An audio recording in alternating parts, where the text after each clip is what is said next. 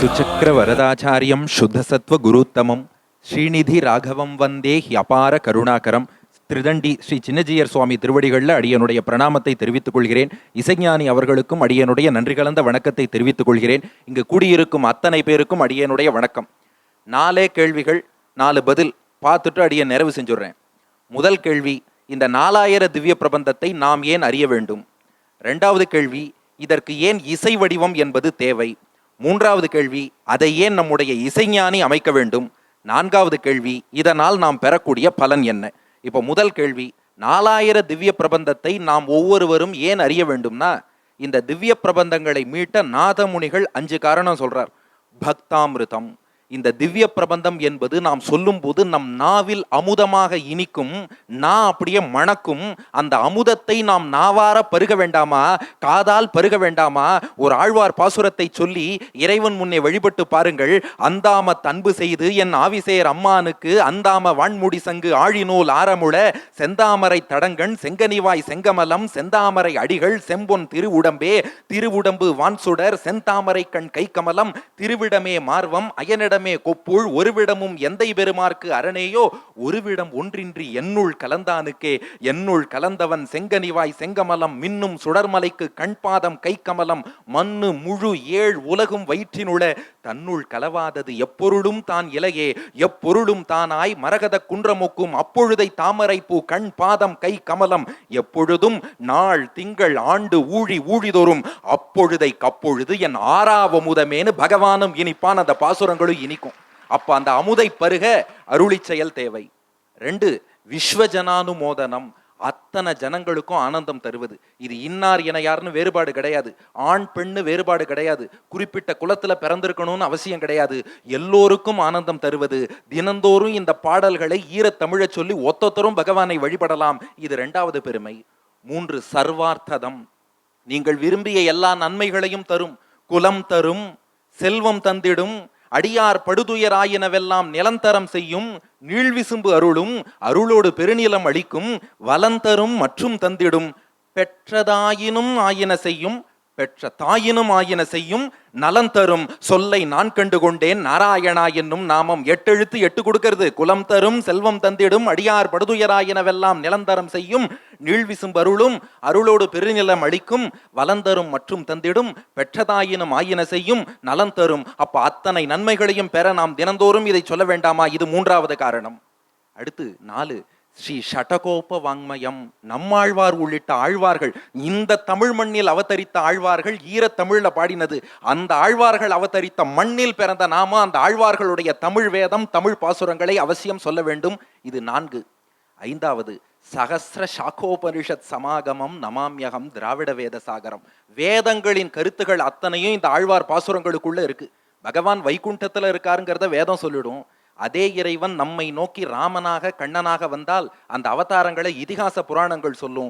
அதே பகவான் இன்னும் நம்மை நெருங்கி திருக்கோவில்களிலும் நம் இல்லங்களிலும் விக்கிரக வடிவில் அர்ச்சாவதாரமாக வந்தால் அந்த பகவானை ஆழ்வார் பாசுரங்களாகிய வேதங்கள் சொல்லும். அப்போ பெருமாள் ஒரு அவதாரம் எடுத்தா வேதமும் வெவ்வேறு அவதாரம் எடுக்கிறது. அவன் அர்ச்சாவதாரம் எடுத்தால் வேதம் அருளி செயல் என்னும் திவ்ய பிரபந்தமாக அவதரிக்கிறது. அப்போ இது நம்ம எல்லோருக்கும் தெரிந்திருக்க வேண்டும். முதல் கேள்விக்கு பதில் பார்த்துட்டோம். 2வது கேள்வி, இந்த திவ்ய பிரபந்தத்துக்கு இசை வடிவம் தேவையானா? நிச்சயம் தேவை. ஆழ்வார்கள் அருளி செயல் பாசுரங்களை பாடிவிட்டு சென்றார்கள்.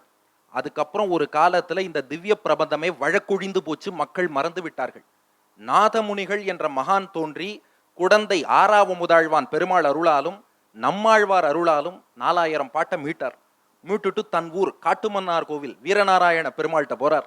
அந்த பெருமாள்கிட்ட நாதமுனிகள் கேட்டாராம், இந்த பிரபந்தங்கள் மீண்டும் மறையாமல் இருக்கணும்னா என்ன பண்ணணும்னார். அப்ப அந்த வீரநாராயண பெருமாள், காட்டுமன்னார் கோவில் பெருமாள், அவரை பேசும் பெருமாள்னு சொல்வார்கள், அந்த பெருமாள் சொன்னாராம், இந்த பாடல்களுக்கு இசை அமைக்க வேண்டும்னார். இது காணா போகாம இருக்கணும்னா, ஏன்னா இயலாக இருந்தால் கவிதை வடிவில் இருந்தால் நாம நெற்று பண்ணுவோம், மறந்துடுவோம். ஆனா அதுவே இசை வடிவில் இருந்தால் அது என்றும் மறக்காது. நீ இந்த பாடல்களுக்கு இசையமைப்பாயாகனு 1200 வருடங்கள் முன்னாடி நாதமுனிகளுக்கு வீரநாராயண பெருமாள் கட்டளையிட்டார். அதன்படி நாதமுனிகள் இசையமைச்சார். இத சுவாமி தேசிகன் பாடுறார். காலம் வலம்புரி அன்ன நற்காதல் அடியவர்க்கு தாளம் வழங்கி தமிழ் மறை இன்னிசை தந்த வள்ளல் மூளும் தவநெறி மூட்டிய நாத முனிக்கழலே நாளும் தொழுதெழுவோம் நமக்கார் நிகர் நானிலத்தேனு. அப்போ அன்று 1200 வருடங்கள் முன்னாடி முதல்ல ஆழ்வார் பாசுரத்துக்கு டியூன் போட்டவர் நாதமுனிகள். அந்த பணியை இன்று நம்முடைய இசைஞானி அவர்கள் எடுத்து செய்கிறார். ஏன்னா அவர் ஸ்டைல்ல அவரே சொல்லிட்டார், பாட்டாலே புத்தி சொன்னார், பாட்டாலே பத்தி சொன்னார், அந்த பாட்டுக்கு நான் பாடுபட்டேன், அந்த பாட்டுகள் பல விதம் தான் அவரே சொல்லியிருக்காரு இல்லையா. ஆகையினால அந்த பாட்டாலே அதை எடுத்து சொல்கிறார். அதை எப்ப செய்யறார்னா, இது நாதமுனிகள் அவதரித்து 1200வது வருடம், சரியா 4 நாள் முன்னாடி ஜூன் 20ஆம் தேதி அடியன் காட்டுமன்னார் கோவில் போயிருந்த ஆனி அனுஷம் நாதமுனிகளுடைய 1200வது திருநக்ஷத்திர பூர்த்தி. அப்போ அந்த திராவிட வேதம் தமிழ் வேதத்தை மீட்டு கொடுத்த நாதமுனிகளுக்கு இசைஞானியே ஒரு இசைமாலை சூட்டுகிறார் என்றால் இது எப்பேற்பட்ட தருணம், மெய்சிலிருக்கும் தருணம் இல்லையா? நினைத்து பாருங்கள். இது 2வது கேள்விக்கான பதில். அப்போ இசை வடிவம்ங்கிறது இருந்ததுன்னா அது என்றென்றும் நிலைத்திருக்கும், மறக்காது. 3, அதை ஏன் இசைஞானி அமைக்கணும் அப்படின்னா, ஆழ்வார் பாசுரத்துக்கு இசையமைக்க 3 விஷயம் தேவை. 1 சிறந்த இசைஞானம், 2வது அர்ப்பணிப்பு, 3வது ஆன்மீக பலம். இந்த 3ம் உள்ள ஒரே நபர் யாருன்னு நான் சொல்ல வேண்டாம். அவரோட இசைஞானத்தை பத்தி அடியன் சொல்லணுமா? அவர் எவ்வளவு பெரிய இசைஞானி என்பது அத்தனை பேர் உங்கள் கரகோஷங்கள் அதுக்கு பதில் சொல்றது. அவர் எவ்வளவு பெரிய இசைஞானிங்கிறதுக்கு. அவர் இசைஞானி. அவர் இசையால் உலகமே அசைஞானி. அவர் இசையில் ஊறிய தசை ஞானி. நம் வாழ்வுக்கு திசை ஞானி. பாட்டை உள்ளத்தில் பதிய வைக்கும் பசை ஞானி. பாட்டோடு தெய்வீகத்தை பிசை ஞானி. நம் உள்ளங்களை ஈர்க்கும் புவியீர்ப்பு விசை ஞானி இந்த இசைஞானி. அப்ப அவருடைய இசைஞானம் எல்லாருக்கும் தெரியும். சரி, இசைஞானம் இருந்தால் மட்டும் போதாது, அர்ப்பணிப்புங்கிறது இருக்கணும். அது இந்த வயதிலும் அவரை போன்ற அர்ப்பணிப்பு யார்ட்டையுமே நாம பார்க்க முடியாது. அந்த அர்ப்பணிப்பு, டெடிகேஷன் அவருடைய. அதனாலதான் அவருக்கு பாட்டு மட்டும் இல்லை, அவரோட பிஜிஎம்ல கூட பாருங்க, ஒரு இடத்துல அவர் பிஜிஎம் போட்டாலும் காரணம் இருக்கும், ஒரு இடத்துல பிஜிஎம் தாமதப்படுத்தினாலும் காரணம் இருக்கும், ஒரு இடத்துல பிஜிஎம்மே போடாம விட்டாலும் காரணம் இருக்கும். அது இசைஞானிக்கு மட்டுமே உள்ள ஸ்பெஷாலிட்டி. அந்த அர்ப்பணி. சும்மாவா சொல்றோம்? ராஜா கைய வச்சா அது ராங்கா போனது இல்லை, அதனால ரைட்டா இருக்கும். அப்ப யார் போட்டா ரைட்டா இருக்குமோ அவர் தான் இந்த பாசுரங்களுக்கு டியூன் போடணும். இது 2. 3வது ஆன்ம பலம். மற்றதெல்லாம் இருந்தாலும் அந்த ஆழ்வார்களுடைய தெய்வீக பாசுரங்களுக்கு இசையமைக்கணும்னா இசை அமைப்பவருக்கும் அந்த ஆன்ம பலம், இறை அருள் இருக்கணும். அது அவருக்கு பரிபூர்ணமா இருக்குங்கிறத யாருமே மறுக்க முடியாதே. அவருடைய ஜனனி ஜனனி பாட்டை கேட்டு உருகாதவர்கள் யாராவது உண்டா? யமுனை ஆற்றிலே ஈரக்காற்றிலே பாட்டை கேட்டு உருகாதவர்கள் உண்டா? அப்போ தெய்வீக இசையை அவரை போல வேற யார் கொடுக்க முடியும்? ஏன்னா பெருமாள் கைங்கரியம் பின்னாடி திருவரங்கநாதன் எழுந்தருளி இருக்கார். அவருடைய ராஜகோபுரத்தின் ஒரு தளத்துக்கு கைங்கரியம் பண்ணவர் இசைஞானிங்கிறத நாம மறந்துடக்கூடாது. அப்ப அவரை விட சிறப்பாக ஆழ்வார்கள், 12 ஆழ்வார்கள் 247 பாசுரங்களால போற்றிய ரங்கநாதனுக்கு கோபுரம் கட்டி கொடுத்தவர். அந்த ரங்கநாதனுக்கு இப்ப இசை கோபுரம் கட்டி கொடுக்கிறார் என்றால் எப்பேற்பட்ட தருணம் இது. இது 3வது கேள்விக்கான பதில். நமக்கு நேரம் ஆயிடுத்து. 4வது கேள்வி. இப்ப இதை நாம அனுபவித்தோமே, இப்ப இந்த பாட்டை தினந்தோறும் நம்ம எல்லார் வீட்லயும் இனிமே இசைஞானியின் திவ்ய பிரபந்த இசை ஒலிக்க போறது. இதனால் நாம் அடையக்கூடிய பலன் என்னன்னா, 1, இந்த ஆழ்வார் பாசுரங்களை பற்றிய விழிப்புணர்வு எல்லோருக்கும் ஏற்படும். ஏன்னா இசைஞானி ஒண்ணுக்கு இசையமைக்கிறாருன்னா அது என்னன்னு பார்க்கணும்னு எல்லாருக்கும் ஒரு உணர்வு வரும். இவ்வளவு பேர் வந்திருக்கோம் இல்லையா, அது என்னங்கிற எண்ணம் வரும். ஏன்னா இசை பாடுபவர்கள் பாடாதவர்கள்னு இருக்கலாம், இசை கேட்காதவர்கள்னு யாரும் கிடையாது. அப்போ நிச்சயமாக இது ஒரு விழிப்புணர்வு. அடுத்த ஜெனரேஷன் யங்ஸ்டர்ஸ் ஆழ்வார்களை பற்றி அறிந்து கொள்ள இது ஒரு சிறந்த வாய்ப்பு. 2, இந்த பாடல்கள் இனி யாருக்கும் மறக்காது. அன்று நாதமுனிகள் சொன்ன விஷயம், இசை வடிவம் கொடுத்து விட்டால் அது மறக்காது. இனி இசைஞானி இசையில கேட்கிறோம்னா, ஒரு சின்ன உதாரணம் சொல்றேன். நான் 8ஆம் கிளாஸ் படிக்கும்போது எங்களுக்கு ஒரு மனப்பாட பாட்டு, குனித்த புருவமும் கொவ்வை செவ்வாயில் குமிழ் சிரிப்பும் பனித்த சடையும் பவளம் போல் மேனியில் பால் வெந்நீரும் இனித்தமுடன் எடுத்த பொற்பாதமும் காணப்பெற்றால் மனித்த பிறவியும் வேண்டுவதே இம்மாநிலத்தேன்னு. இது திருநாவுக்கரசர் பாடிய தேவார பாட்டு.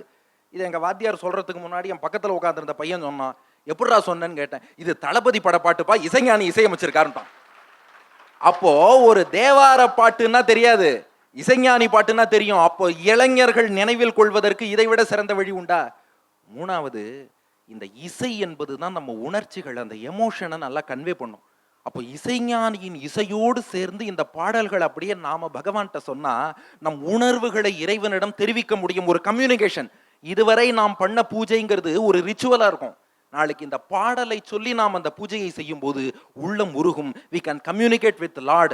இறைவனுக்கும் நமக்கும் ஒரு இன்டராக்ஷன். ஏன்னா அந்த இசை என்பது தான் அதை கொடுக்க வல்லது. அதனால தான் பாருங்க, இப்ப நான் பேசின பேச்சை மறுபடியும் 10 நிமிஷம் பேசுறேன்னா யாரா கேட்பீங்களா? ஒரு தடவை கேட்டதே கஷ்டம்.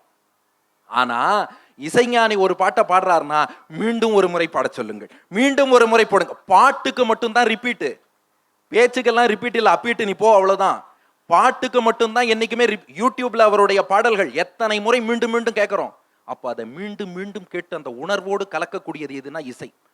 நிறைவான காரணம், முக்கியமான பலன் என்னன்னா, இந்த இசைக்கு இறைவனே மயங்குவான். இசைக்கு இசைபவன் இறைவன். இறைவனை எதை கொண்டு மயக்கலாம்னா இசையை கொண்டு மயக்கலாம். அப்ப இந்த பாசுரங்களை சொல்லி அவருடைய இசையோடு நாம சொன்னோம்னா பகவான் உகப்பான். கிருஷ்ணன் கீதையில சொன்னா, வேதானாம் சாமவேதோஸ்மி, வேதங்களுக்குள் இசை வடிவிலான சாமவேதமா நான் இருக்கேன்னா. அப்போ அந்த சாமவேத இசையில் இருக்கும் அதே பகவான் இசைஞானியின் இசையிலும் இருந்து நம்ம அத்தனை பேருக்கும் இனி அனுகிரகம் பண்ண போறான்னா நமக்கு இறையருள் நிறைய போகிறதுங்கிறதுல சந்தேகம் இல்லை.